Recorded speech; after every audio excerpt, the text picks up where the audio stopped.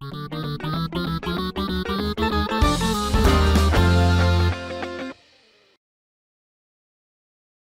everybody, welcome back to Game Mess Mornings with me, Jeff Grubb, your host from GiantBomb.com. Thank you for tuning in. In this episode, we're going to be talking about a new strategy that physical game fans are implementing in their campaign to counter Sony, and why is Square Enix still so weird.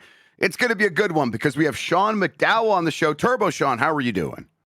I'm doing good, Jeff. I am maybe a little tired because maybe I stayed up until 2 a.m. playing the Tokon beta until it ended with a friend. Who can say? Who can say? I'm jealous. I didn't get a single chance to play it at all. Oh. Well, you know what? Let's just tell me real quick. How was it? I mean, you stayed until you stayed. Okay, hell yeah! It's got the juice, man. Yeah. All right. Fantastic. Yeah. It's awesome. I played it on UPF with Will and the other guy, Jeff Baccalar. Yeah, and so, that guy. Yeah, they are neither one of them big fighting game fans, and so it was interesting talking to them, explaining the game to them. Oh, fun. Yeah. Yeah, because Will's very much one of those I only play Smash kind of guys, and then Baccalar is just like, keep me away from all this. And so explaining to them, like, okay, so Tokon has a very entry level thing where you can just mash buttons and cool stuff happens, but it's not necessarily going to be very good. And then there's a next level beyond that of you can do chain combos of like light, medium, heavy, special attack, and that'll get you a more complicated combo, and you can start thinking about things a little bit more. And then there's the high level where you just play like Marvel versus Capcom, and people are zooping all over the place, and you're getting 6 setups with Green Goblin and stuff, and that's the real sicko stuff. I like that there's layers to Tokon. Yeah. I'm curious to see how the competitive scene really takes to it. I will be as well. I hope I can just have some a good time with it. Any sense of like what that single player is going to be like? It seems like they really are going for something. Yeah, go ahead. Single player was in the beta.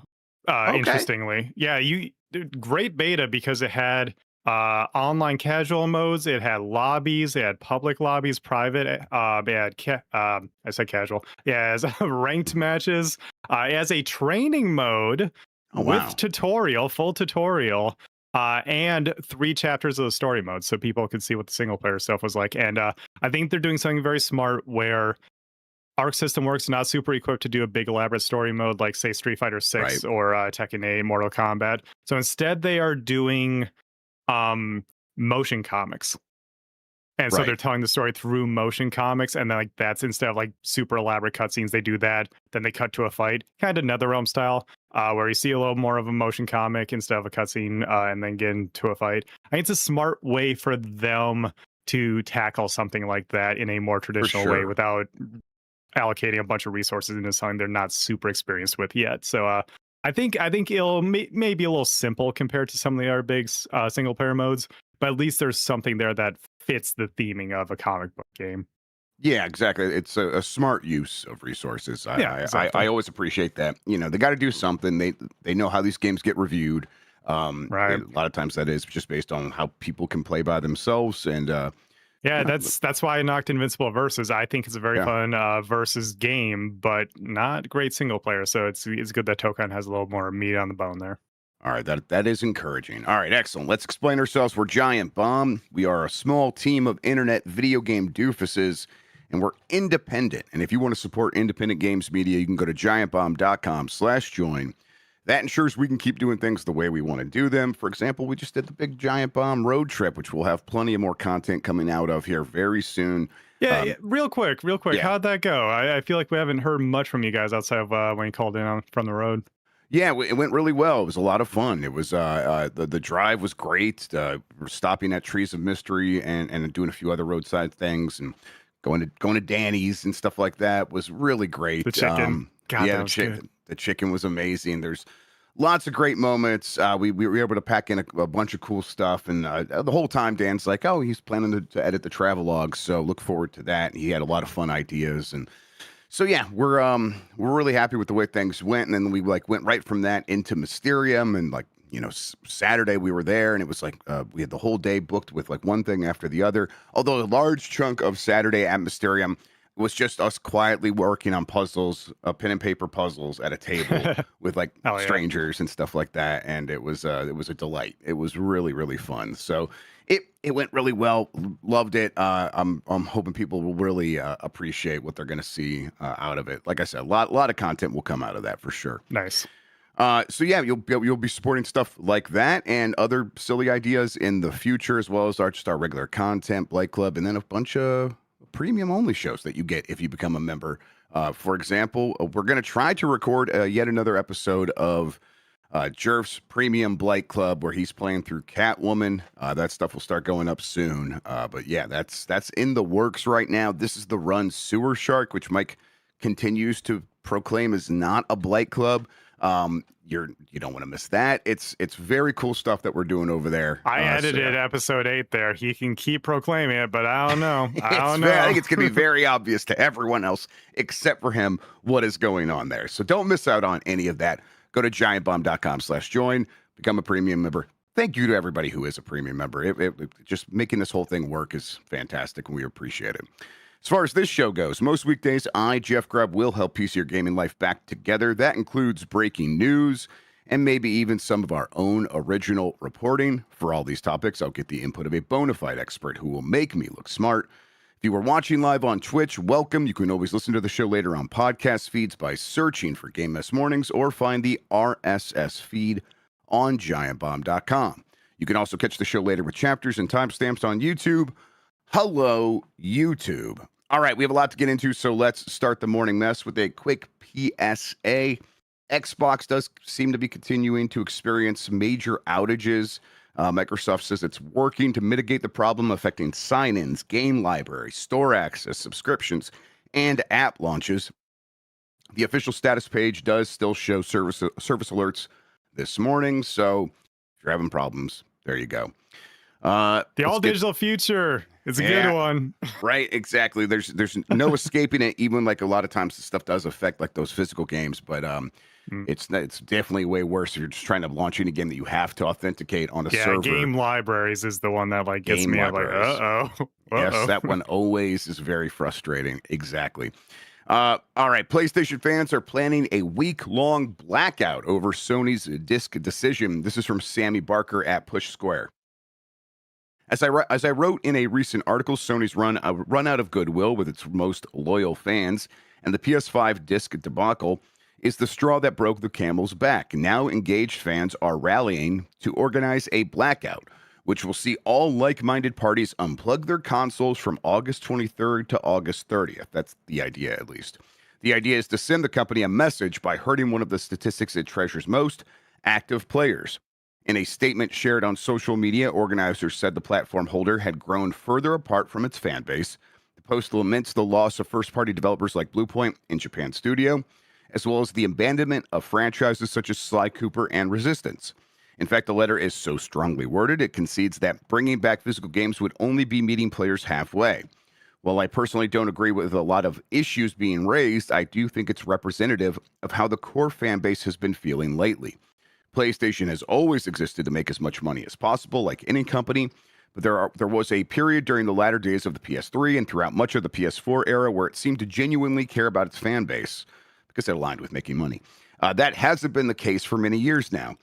There's a full statement from the people that are organizing this, Sean, but basically it boils down to, yes, people have been getting loud, and that's great, but we want to start pairing that up with other stuff because they're getting a sense that Sony is really batting down the hatches and planning to see this through.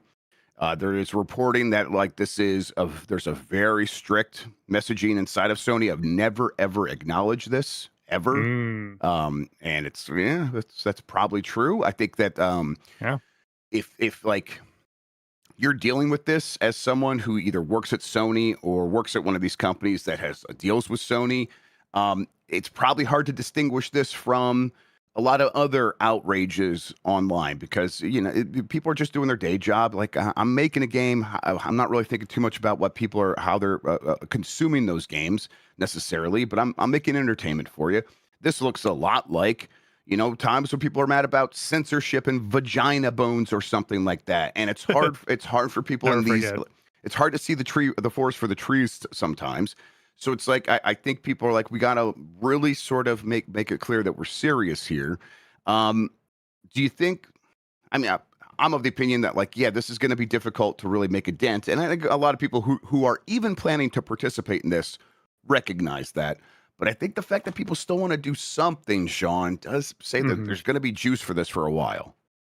Yeah. Okay. Well, let me start with I think with Sony, they can't. I don't even think it's necessarily about separating out this outrage from the usual gamers are always angry outrage. I think it's more about the fact that, well, they can't change anything because this is the plan now. Like, this is what they're committing to. And there's multiple reasons they would want a digital future. The corporate greed side of it, of course, like any business, they just want maximizing profits. But there's also things like they cite the diminishing physical market, sure, but there's also rumors of a handheld, and like if they're focusing on handheld because console gaming is getting too expensive and we're seeing diminishing returns, and they want to capture a different market, the growing PC handheld market that's starting to overlap with the Switch market a little bit more, even if that's a significantly smaller slice of the pie. They're going to want to double down and commit to that digital future where someone can buy a game once from them, play it on all their devices, and it works out well for them because all the console makers, they look at Steam and they look at, wait, there's an ecosystem where people want to buy games digitally, and the platform holder just gets that flat 30% cut on every single game. Oh, we want that for ourselves. And we've talked about it a lot at this point, but it just feels like PlayStation has jumped the gun with that. They haven't let it happen naturally and provide a service that people want to buy into. Instead, they're forcing it upon people. And that's how we get to this point of the rage, of the anger, of you're taking something away from me. I'm not making this choice. You are, within the next 2 years, less than 2 years, forcing me to make this decision. I don't want to do this. I'm going to be angry. I'm going to use whatever voice I have and get loud about it. That being said, this reeks a little bit of that meme, the Steam group boycott Modern Warfare 2, and then they're all playing Yeah, Modern Warfare 2. Like, right. words are That's nice. how these go. Yes. Yeah, And we'll see how many people commit to that. But also, dog, they got your money. They don't care if you're not playing your PlayStation. You're still spending.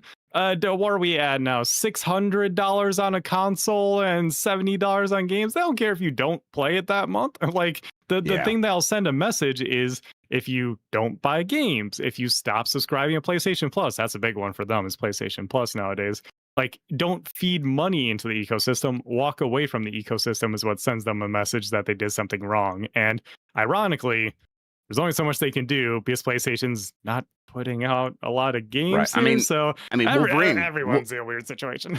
Wolverine would be the moment, and it's like, oh, That's the that moment. that that really highlights just how difficult this would be, right? Because Wolverine is a mainstream, mass appealing game that would reach. I mean, I think that this like sort of people being upset about physical games going away has reached out into a mainstream audience, but not the one or not as large as Wolverine is popular, right? No. Wolverine's going to reach out to so many people. And you could be like, "Hey, we're going to call for the Blackout," and then the next thing we're doing is that first week, don't buy Wolverine at least for the first week. And it's like that Hmm. very likely would not show up in the numbers. Very likely you would not be able to see the effect of that thing. Not necessarily, not like guaranteed. There's a chance maybe they would notice it, but not very good of a chance. So it's like I don't know. I think that if you pair that up with all of the continuing of like every time you have an opportunity to ask someone about it, whether they work at PlayStation or not, you ask about it. Hmm. The Dan Houser was just commenting on this. Rockstar co-founder Dan Houser says that when consumers want games on disc, companies should continue providing them. Like he was asked about, I think VGC talked to him at San Diego Comic Con or something like that. Someone did, and that was his response. And that's like Rockstar co-founder, like it's a headline right there. And then you pair that up with some action like this, and you kind of keep ping ponging it back and forth, and hopefully keeping it in the headlines and keeping it at the front of minds of a lot of people. But it's going to be difficult because Sony just, I think they've been through these things so many times now that they do have a strategy for dealing with it. And there's a large financial incentive for them that they believe, now, if things do begin happening where it's like there is some evidence, like once they go through with this of, hey, we stopped providing physical games and now there's an audience that's just not showing up for our stuff anymore. At that point, investors will begin asking questions. I think some investors might ask questions before that, but more will ask it at that point if that happens. But by then, it's far too late. I don't think that Right. they will be so far along the line of we have moved on from bringing down the manufacturing plant that makes these things, which I still think is going to happen no matter what. I think if there was a change here, Sean, it would be some alternative solution with some third party. But I still think that even that solution would have to be put in place very early and wouldn't be able to like be something that they come up with at the last minute for PlayStation 6 or something. Right. It just feels like they're past the point of no return. Once we're talking about manufacturing is not being done on the thing that people want anymore. They can't just magically announce, oh, wait, we're bringing it back. We're bringing back the manufacturing and everything and striking all these deals, spinning up a plant, whatever needs to be done at whatever scale we're talking about. It feels like, no, what they need to do is, and you kind of got that with like an alternative, make their digital store better. Give us refund policies that are worth a damn. Give us a refund policy, basically, because right now, what is it? You may be able to get a refund by talking to customer service if you did not even download the game. If you download the game without even launching it, you That's can't right. get a refund. That's right. Which Not is not an automatic insane. refund. That's right. Yes, it's insane. Yeah. But You would want even that to be in place first before we win here. That's what I was expecting, Sean, is yeah. there would be a slow sort of implementation of the features required to run a digital store in this day and age. And they have none of that stuff as they ripped off this Band-Aid. So it felt like the wound hadn't healed yet. Yeah, I do think about a conversation I had with a console only gamer one time, where I was explaining PC gaming, and because they were curious, like, why are people so attached to Steam? Like, it's all icons on your desktop. By the way, I don't have any icons on my desktop, so that's wrong. Yeah, But they're gross. like, it's just Yeah. icons on your desktop, and you just Uh-huh. launch it from whatever store. So, like, why do people care if it's on Steam or Epic or whatever? I'm like, well, okay, so here's the real reason. I explained how refund system works. I explained how Steam has all these tiny little features that the other platforms don't have, that the other launchers even don't have, and I explained that the other ones just simply don't work some of the time. And they were like, "That doesn't sound right. Like, there's no way that like a major company would have a product that just doesn't work like that." And I was like, "Nope, that's the crazy thing." They literally don't work some of the time. Hmm. And we had a little bit of back and forth as I continued to explain this, but that feels like that's where we're at with PlayStation of, hey, you just don't have the things that people want out of a digital storefront. That's really why people are mad. Yeah. There's going to be people who, don't have good internet, who still have internet caps. All these things, like it's cheaper to buy physical still, trading things in and stuff like that. But ultimately, it wouldn't be as big of a deal if people liked buying digital from your storefront and didn't just see it as a convenience factor. And I think that's the I think thing it's that all they it is. need to remedy. Yes, all it has is the convenience. It's not, and it's the convenience of not having to go to the store. That's the convenience I'm referencing there. That's Yeah. it. It is not like the thing that Steam does really have is the deal hunting aspect. That is Yeah. fully integrated into the Steam ecosystem, whether it's happening on Steam or happening elsewhere, where the codes are officially handed out to third party stores and they can discount stuff because they can be like, oh, Steam takes a 30% cut.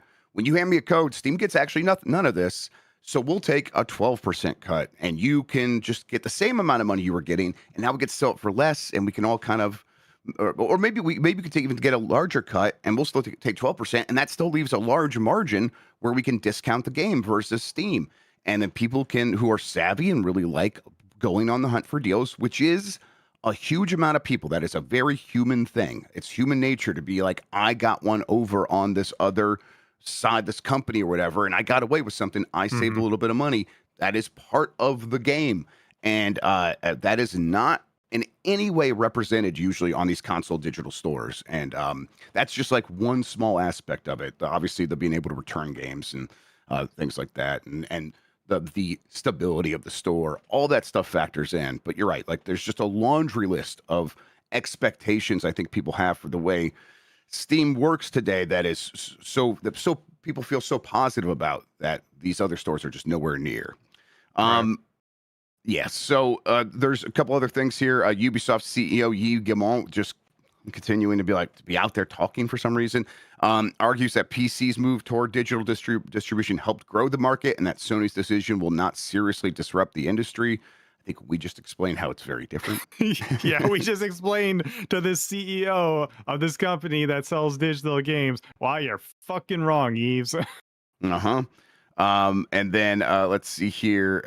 Oh, yes, this is just worth bringing up. It is a weird sort of quirk of one region's regional rules, but a tangible flashpoint emerged where Japanese PS5 edition of GTA 6, the code that is inside those boxes will expire 170 days, not after you buy it, 170 days from the November 19th launch, because that's just how those codes work in Japan. That's if you go to the GTA 6 like support page, it says that. That's Weird. like I'm not gonna like blame Take Two and Rockstar for that. That is definitely like a weird sort of aspect of how these codes work in Japan. And I would expect if like the whole industry is moving in this direction, including Sony, a big player in that region, they would be able to address this and maybe get this changed. And I just don't know who this serves. Why would the regional? And again, I don't know the rules. There could be something I'm not recognizing here that's causing this. But yeah, this 170 days from GTA 6's launch, those codes in a box, the ones that launched on day one, will no longer work. It's very silly. Yeah, and the regional thing is also an issue with Marvel Tokon. Yeah. It has the same restriction that Helldivers had because you need to sign into a PlayStation account in order to play the game. And I think there's an offline mode, or at the very least, there's going to be with the full release. I can't imagine like PlayStation, owned Evo and has worked with the fighting game community enough. I would imagine Arc System Works was like, no, this is a requirement. We need an offline mode for tournaments and everything like that. But as a requirement of like playing online with the PlayStation account and everything like that, they are making it so you straight up can't buy the game in the same countries. I forget like the count and where exactly, but the same countries that you could not buy Helldivers in, or at least initially. I think they fixed that with Helldivers, didn't they? Or is it still they can't buy it if you don't have a PlayStation network in your I think region? it was Helldivers did get fixed, but I think all the other future games still had the same issue going forward. Okay, but the point is like at least with a physical game, for example, someone could still let's say they live in a region where PlayStation isn't at in general, they could have a PlayStation 5, it could be given to them as a gift, they could import it, whatever the case may be, and then buy a physical copy, and they could play with their friends, someone could run a tournament with it, you can still play that game.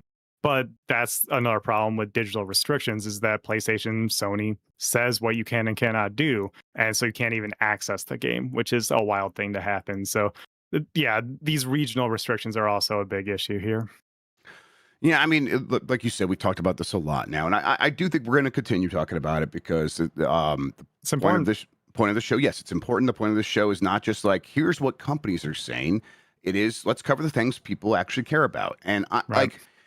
And to go back to wrap around to that earlier point of, does this look very different to like the normal gamer outrage about stuff that doesn't matter to these companies? Well, you're going to have to stick it out and prove that you're not that, like the people who care about these things, which it does include me. Yeah. Just anecdotally, when I talk to my friends once a week, normie friends had not heard about the Xbox, not even the Microsoft layoffs. They did hear about this, Yeah. about PlayStation killing physical discs. So that is absolutely the kind of thing that people care about. Like even someone who maybe knows, thousands of people getting laid off is a terrible thing, but they don't necessarily understand how that impacts them specifically. they understand that, hey, I'm getting something that I use every day taken away from me, and that fucking sucks, and I hate it. And so that's the kind of thing that gets anybody that better.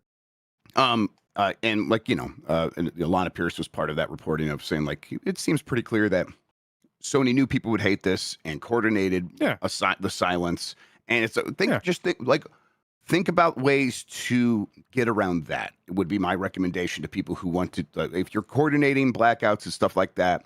I think the best thing you can do is be disruptive and get at people like the Yves Guillemets and be like, hey, we're specifically not gonna buy your game on PlayStation. The third parties that can then go and talk to PlayStation and be like, hey, this is affecting us. You're gonna have to sort of bypass it, and they're not gonna listen to you. They're not gonna look at your comments. They're not. So you have to get someone else to comment on your behalf, and that means kind of being an asshole on the internet to the right people, and right. Be kind to each other. Be assholes to CEOs, frankly. Be assholes to CEOs. Exactly. Yes. Yeah. And like, and I think the commenting on like indie games on YouTube, even like, be like, hey, I'll buy your game elsewhere, but right now I'm mad at Sony, and so like the fact that your game's here, I'm gonna have to not buy it. I still think that is a honestly, that's a strong position. Message. That is a strong message right there. Yes. Yeah, PlayStation puts out a video and say, "Cool, can't wait to buy it on Steam. Cool, can't wait to buy it on my Switch too." Like whatever your other platform is, like sending a message of, "Hey, I think this is neat, and I would have bought it from you. Not going to anymore." If enough of those messages get across, eventually, that's the kind of thing where when a higher up checks in with a social media manager, a community manager, whatever, and the sentiment is, it seems like people are actually starting to move away from buying things on our platform, and then they see that eventually when we get there to, yeah, sales are down, boss, then that's the kind of thing where they realize that they have to. Yeah, I don't think we really have a story about it today, but like, Xbox jingling the keys, they're doing that because they want to get people on their side. PlayStation's going to have to do something eventually to win people over, and it won't happen unless people get loud, like you said.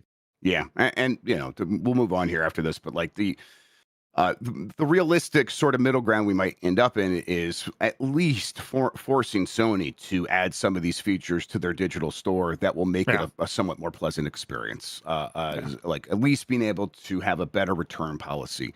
That like at the very and maybe there is a form letter that people can begin putting together, or a form comment of. Yeah, like you said, I'm going to buy this game on Steam instead, and you can imagine the response to that from like defenders being like, "That's all digital." It's like, I'm going to buy this game on Steam unless you match the features that Steam provides, which are blank, blank, blank, blank, blank. And yeah, Jeff, we did a podcast the other day where like we spent longer than this amount of time explaining why Steam is an example of how to do digital right, and there was still a comment on the video of, all these journalists still seem to like Steam and all digital platform. Dude, were you not listening? We're never gonna be able to get through to those people, right? So, but it's like there are people who are reasonable who will see these things and understand for sure. Yeah. All right, let's go ahead and take that first break. We are the only break on the show, and then when we come back, plenty more headlines to get into. If you want to skip out on these ad messages, you could do so. Go to giantbomb.com/join. You can find the ad-free version there. We will be right back. It's Game Mess Mornings, everybody. I'm Jeff Grubb. That's TurboShawn. Let's continue on here. Sony is dangling some keys, Sean.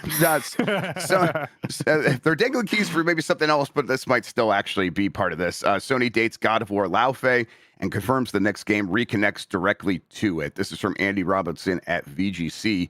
Sony has confirmed that God of War Laufey will release on February 16th, 2027, as the series' creative lead confirms Kratos will return in the next installment.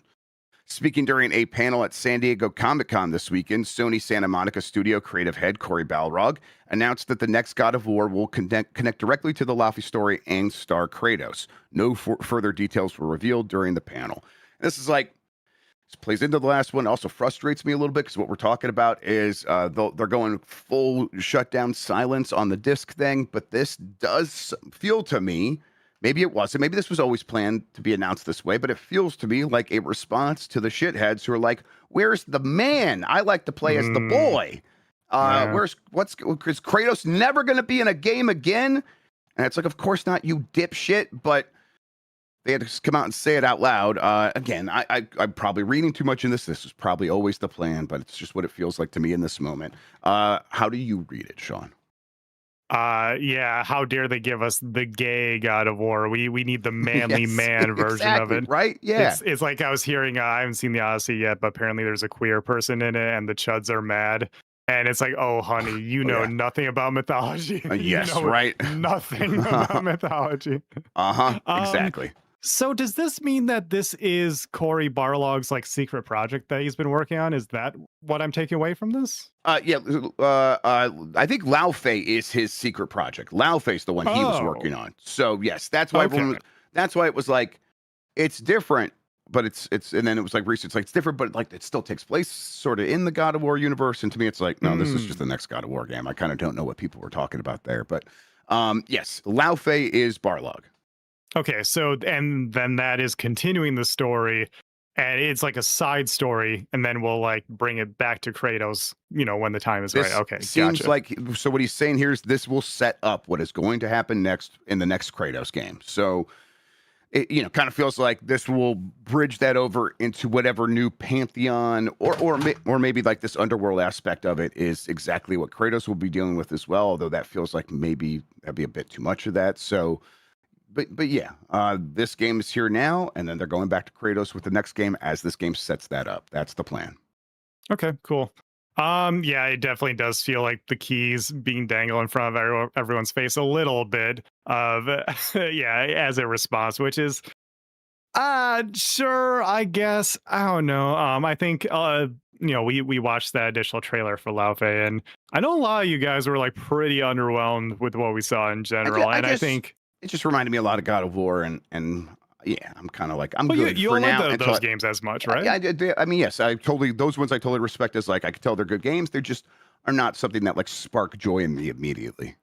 Yeah, I mean, I think that trailer was absolutely terrible as the first thing to show from it. But once they got into the combat, I don't know. I thought it looked pretty fun and everything. So I'm curious to see where this game goes. I'm curious to see if it's a fun game to play, because that's ultimately what I cared about. And you know what? I didn't play Ragnarok because it just looked like more of the same. I didn't see enough different from God of War 2018, a game that I did really enjoy. I just wanted something else from it. And I think Laufey is bringing that. And so, frankly, I'm even more excited for this game than I am for the next God of War, bring it back to Kratos, because they're gonna have to do something else with Kratos. I kind of don't care about that dude anymore. So Hmm. I'm glad that they're taking the side story, and it's good to see a date for it. Yep, same. All right. Yoshi-P says a Final Fantasy VI remake could require 4 or 5 games. Hell What are yeah. you talking about? Hell yeah, let's go. This is from Chris Scullion at VGC. Final Fantasy XIV director Naoki Yoshida, also known as Yoshi-P, has explained why a Final Fantasy VI remake isn't necessarily feasible without it becoming an even larger project than Final Fantasy VII Remake was. Yoshida was on stage at the Final Fantasy XIV Fan Festival in Berlin, where he was discussing the series with fellow director Naoki Hamaguchi, who directed the Final Fantasy VII Remake trilogy and is my best friend. Hamaguchi was asked which game was the biggest influence on his life. He answered that it was Final Fantasy VI, but also warned that every time he says this, it results in stories saying he's going to remake it when that isn't the case. I've given this answer to a lot of media interviews, and it is also a Square Enix title, so apologies for that. But Final Fantasy VI is the reason I wanted to work in games, so that always has a special place in my heart. But every time I give that answer to a journalist or someone, the next day there's an article online saying Hamaguchi will be remaking Final Fantasy VI. So I also say no, I am not. At the same time, he joked. Yoshida then explained that while there may be appetite from players for a Final Fantasy VI remake, the work involved in such a project would be immense given the scale of the game. Of course, I understand the feelings of the players, but you've got to think about it, he explained.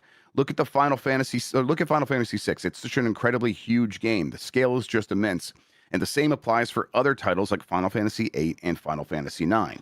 So, of course, now since you're working on Final Fantasy VII Remake, yes, he was talking to Hamaguchi now. I do get that people would be asking for remakes of other titles, but if we did remake those other titles, we'd probably end up having to release them in 4 installments, or maybe even 5 installments.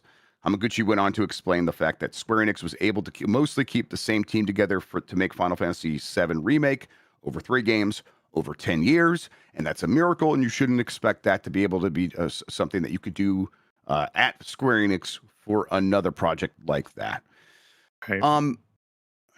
Sean, is that the only way to remake Final Fantasy VI, or is that just like the Square Enix way of doing things? You know, it's interesting because I genuinely do think that, okay, let's put it this way. I think what he's trying to get at here, what they're both trying to get at here, is that if a remake of Final Fantasy VI were to happen, they would want it to be something big, epic, and fresh feeling in the same way that Final Fantasy VII Remake is. And it's, as reverence for the source material, but also it is this new epic adventure that people can hop in on for the very first time if they're completely new to it.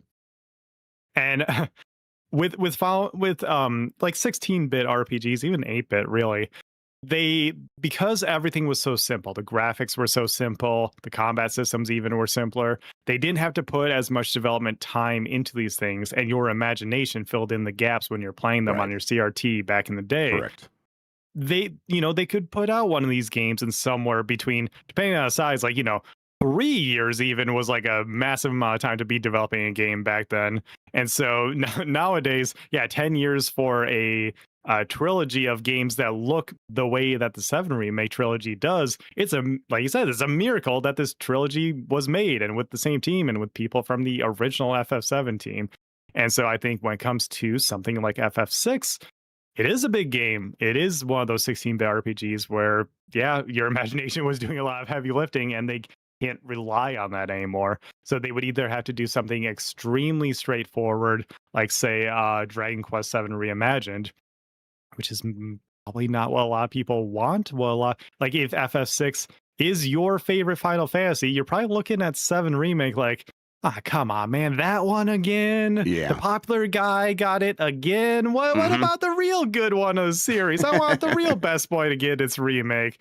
So I think that's what they're trying to address here, is the expectation of, well, we can't really do a big remake of something like 6, something that also probably wouldn't sell as well as 7, because it just doesn't make sense. And it's so large that we would have to release it over multiple games or anything like that. I think there's maybe more of a market for that small scale remake than they realize, but at the same time, it's probably not as big as something like the 7 remake trilogy has been able to grab, and slowly is grabbing more and more people as it releases on more platforms. Because side note, release it multi-platform day one, like we're seeing with Revelation. Turns out that's going to work. I think you're right. I think this is very much a situation of to a hammer, every problem is a nail, and to Yoshi-P and to Hamaguchi. Hamaguchi's been making a remake for the last 10 years, been working on in that team for the last 10 years, and it has looked a certain way. And so when you bring up the concept of remake to him, he's steeped in this idea of what that would mean. Yoshi-P has kind of just made massive games recently, massive, big, expensive games with incredible fidelity. And then if you ask him to begin imagining remaking Final Fantasy VI, he's going to remember the key scenes and be like, what does that look like when you blow it up to the kinds of games I make now? And then if you say like, well, you don't have to do it that way, well, then it's not involving these guys. It would go to another team that like does HD 2Ds or something in between. And that would probably also go to a different team as well. That would go to like maybe a third party sort of contract team that would upgrade all the visuals. But that's the problem with the Super Nintendo games. That's why, the next story here is Assassin's Creed Black Flag Resynced doing very well. That game's from 13 years ago. It already kind of looked like a modern game in a lot of ways. Doesn't take a ton of work. That's a relatively small budget to get that up and running again as a remake or remaster, whatever you want to call it. It would have to be something different than that, unless they're just doing another sort of pixel upgrade or an HD 2D game. So I could see like why they feel this way, but it's like there's got to be something in between. And there's also got to be a way to sort of remake a game like that, upgrade it in all the ways that we are probably agreeing like what that would mean, and then keep it within 50 to 60 hours. But at the same time, maybe they're like that. Just the business model for that doesn't make a ton of sense. I don't know. I think it's a bit of a side effect of video games in general ballooning out of control, and how we've seen it with PlayStation specifically, where they painted themselves into a corner where you can't really. PlayStation releases a game that doesn't look like a Naughty Dog game, like Uncharted 4, The Last of Us Part 2, something like that. People think less of it in the more casual audience because they say, "Well, I got this last one that's better, and it's a prettier thing. It's a bigger game. Like why didn't you do this again?" So I think there's just that expectation that they've built up themselves over the years, and now Final Fantasy is in this place. Square Enix in general is in this place where our big games are really freaking big. Really big. Maybe that's an entirely different conversation we could have about how Square Enix has a problem with that. Square Enix games don't sell to the level that they need to in order to support that. And that's why you always hear them talking about, didn't meet our expectations and everything. So, yeah, it's a shame, I think, is really where we're at. But yeah, I would like to see them do something with other Final Fantasies, because I like in general what they've done with the remake trilogy, and I would like to see what they would come up. Yeah, I think it is. Final Fantasy VI is probably, and all the ones before that are probably going to be ones that they're going to need to really think about how they would do that. I think it says like 8 or 9 at a certain point, like they just sort of upgraded the graphics of I can't remember, Dirge of Cerberus, is that the one that they just sort of swapped in the new graphics? Like that's something. Crisis Core. Thank you, Crisis Core.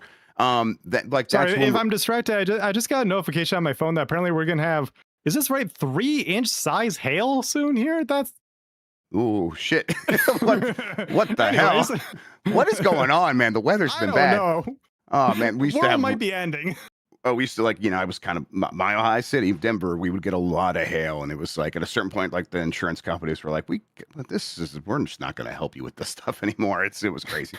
But yeah, I think that they need to just like step back. They need to get through Final Fantasy VII Remake still, sort of just take a beat, like have a conversation about, hey, there are other ways of attacking these problems, and people do point out Yoshi-P's team like oversaw the remake of Tactics. I still think that when they're talking about remaking Final Fantasy VI, they're not imagining that. Again, there's a lot of different opportunities to do stuff here. It will just take a second for them to sort of, they don't have infrastructure in place to suddenly just take Final Fantasy VI and do the obvious thing that would require some effort. But I think they'll get to that point. Remakes are too big of a business, as proven by this next story. Assassin's Creed Black Flag Resynced exceeded annual expectations in its first 2 weeks of sales. Sold more than 3.5 million copies since release. That is 2 weeks. And Ubisoft told investors that is already more than what we were expecting to sell in the first year of this game. Obviously, a big part of that is Black Flag is a really beloved game. A lot of people really, really enjoyed that. This game's this resynced version is an admirable update. It is sort of one that really removes a lot of the friction, so it's very easy to get into, and it also looks stunning in like images and trailers, which I think did help sell this game. But Black Flag is one, like we said, that is very easy to sort of update. But this proves there's business there. These companies are not going to be able to ignore remakes. I think we can all go, if I'm given the choice, do I want a remake or for them to focus efforts on new stuff? I think new stuff probably usually wins out, although I love playing remakes all the time. I've enjoyed what I've played of Black Flag Resynced, which is not a lot. I was on the besties. That was one of the games they were talking about. I'm like, yeah, I'll check in on this. But I enjoyed what I played. The business is too big to ignore. So when they talk about Final Fantasy 6, 8, and 9, and they warn us about that, I think that that's still something that they will try to figure out going forward, and every company will. It is a proven business model by companies like Capcom, and now Ubisoft is in on that in this business, right? Yeah, it's Black Flag Resynced seemed like a really good remake, and I think Ubisoft should be looking at that and saying, yeah, we should be doing more with this. And I'm looking at this quote here. 2 weeks in, the title has already exceeded the annual expectations we had. Ubisoft CEO Yves Guillemot said, "I would like to warmly thank the teams whose talent and dedication brought to life." Yeah, I would like to thank those teams too. Where are they? Where are they, Yves? Yeah, what'd you do with them? They're cool, right? Everything's good. Everyone's still there working. Yeah, they made a game that made you tons of money, and so like you kept them going on next project, right? Eves, right? Yep, that's Barcelona that got all the layoffs there, which is one of the support studios on the game. But it's like this the success here just immediately parlayed that into the next big remake in the Assassin's Creed series. There are other ones that are beloved. I think that it's insane that this is how this company works. But to me, that is such a tragic sign of Ubisoft's prospects. They have a huge hit. The game, they had the signals in the first day that this game was going to be a massive hit, and yet on that first day, they still laid off that studio, laid off many people at that studio. So the ability to trust Ubisoft's ability to execute on this stuff going forward is still very low. This feels like a one-off thing, and then they're going to stumble trying to repeat this going forward because they will be crumbling constantly under the leadership there. All right, couple more things here. Tomb Raider Catalyst appears to have moved to 2028. This is from Chris Scullion at VGC. Tomb Raider Catalyst appears to have been delayed to 2028, according to a recent interview. Amazon's general manager of gaming, Jeffrey Gaddis, was speaking to the game business about the range of titles being funded by or published by Amazon, and whether its strategy mainly focused on AAA, AA, or indie titles. Gaddis replied that its strategy involved all of those and gave examples of this. At one point, he mentioned Tomb Raider Catalyst and said it was coming in 2028, something that hasn't been officially confirmed yet. It's all of those, Gaddis explained, from what we call game night games, which are those phone as a controller games, which I think of as, single A games, weird, that are in the single millions of dollars to develop, all the way up to AAA. Obviously, we've announced the 2 Tomb Raider titles, and Atlantis comes February 12th of next year, and then we'll follow on in 2028 with the next one. So we're excited about those. There are some other AAA things that are in various stages of discussion right now as well. Amazon's last official word on Tomb Raider Catalyst, which everyone thinks he must mean by the next one, was that it was planned for release in 2027. But this is not, this could be a slip of the tongue, could be a million other things. Probably, though, the game's coming out in 2028. So, yeah, Amazon's history with games has always been spotty. Bad is probably maybe the better way to put it. Yeah. Big company that has always been able to tackle just about any space, sort of underestimating the requirements to put out a game that can compete. That has happened repeatedly with them. They've found some answers like, hey, let the people who make Hitman make a James Bond game. But even that seems like they're not sure if they're fully understanding just what they have there. And there's talks, I believe it was from Jeffrey Gaddis, saying, oh, yeah, then maybe we'll have another team do the next one. Like, what are you talking about? But yeah, Tomb Raider is one of those ones that I've always been sort of, I don't really care all that much. Even then, when it was coming out, I was not super into it. But yeah, I guess Catalyst, I'll check in on it. I think people liked what they played of Atlantis, which is, again, I believe the remake of the first game, Sean.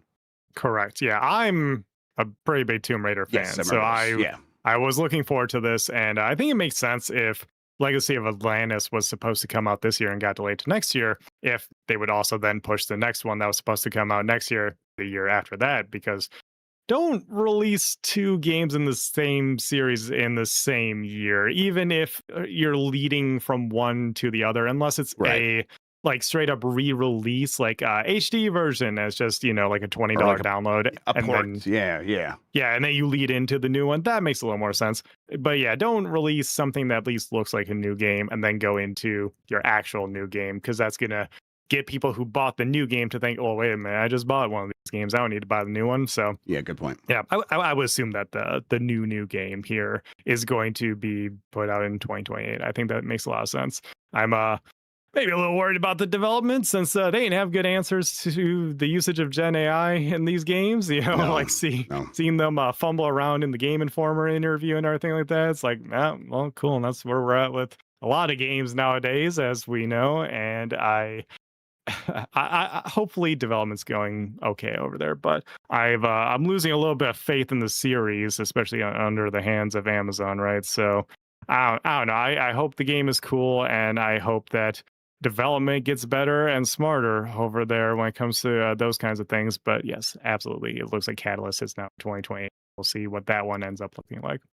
Updates for today and tomorrow. Today, Monday, July 27th. Forever Skies reaches Xbox Series consoles. Unbeatable. I think this is one of yours, Sean. Launches on Switch 2 version for that. So there I you need go. to go back to that because like the only reason that I didn't think better of it last year is that it was so buggy when I played it. Like especially in that preview period, it was like to the point that I had like progress breaking bugs. I want to go back and maybe the even Switch see 2 on Switch versions 2 here. how it is. That says to me like, oh, they probably figured out the game everywhere. Yeah, I know else. they fixed a lot of things. So yeah, presumably that's here in the Switch 2 version.